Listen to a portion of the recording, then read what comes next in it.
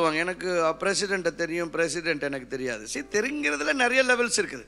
அவரின் நாமத்தை அறிந்திருக்கிறபடியால்னா, எனக்கு அவர் பேர் தெரியுங்க, அவர் பேர் ஏகோவா, அவர் பேர் எல்ரோயி, அவர் பேர் இல்லை, அந்த அறிந்திருக்கிறது இல்லை. அவனின் நாமத்தை அறிந்திருக்கிறபடியால், because he has known my name. அந்த நோன், அந்த அறிந்திருக்கிறபடியால் அப்படிங்கிறதுக்கு வந்திருக்கிற எபிரேய பதம் என்ன அப்படின்னு சொன்னா யாடா.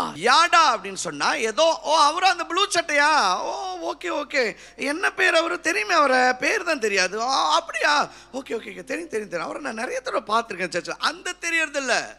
யாடா மீன்ஸ் எக்ஸ்பீரியன்ஷியல் நாலேஜ் அப்படின்னு சொன்னா அவர் அனுபவபூர்வமாக அறிந்திருக்கிறேன்.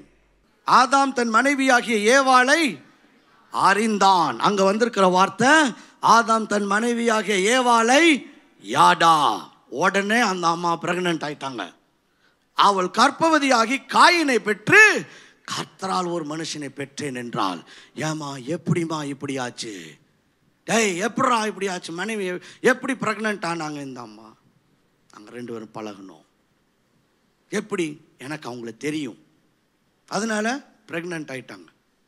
இப்படி தெரிஞ்சவங்களாம் பிரெக்னன்ட் ஆனா என்னத்துக்காகிறது? அங்க வந்திருக்கிற அந்த யாடா, ஆதாம் ஏவாளை அறிந்தான் அப்படின்னு சொன்னா an intimate relationship happened. அதாவது ஒரு நெருக்கமான உறவை காட்டுகிறான். அவனின் நாமத்தை அறிந்திருக்கிறபடினாலா தெரியுங்க, ஏகோவா ரஃபா, ஏகோவா ரொபேக்கா பாட்டில் பாடியிருக்கிறாங்க. அவர்கிட்ட நான் பேசினதுலாம் ஒன்றும் கிடையாதுங்க, அது இல்லைங்க. அவனின் நாமத்தை அறிந்திருக்கிறபடினால்னா என் ஆண்டவர் எனக்கு நெருக்கமாக தெரியுங்க, அவர் கூட எனக்கு அனுபவம் இருக்குங்க.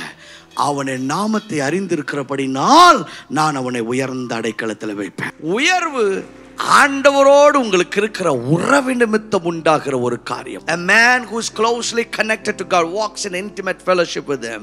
The Lord will lift him higher. ஆண்டவர் அந்த மனிதனை உயர்ந்த அடைக்கலத்தில் வைப்பேன் என்று ஆண்டவர் சொல்லுகிறார்.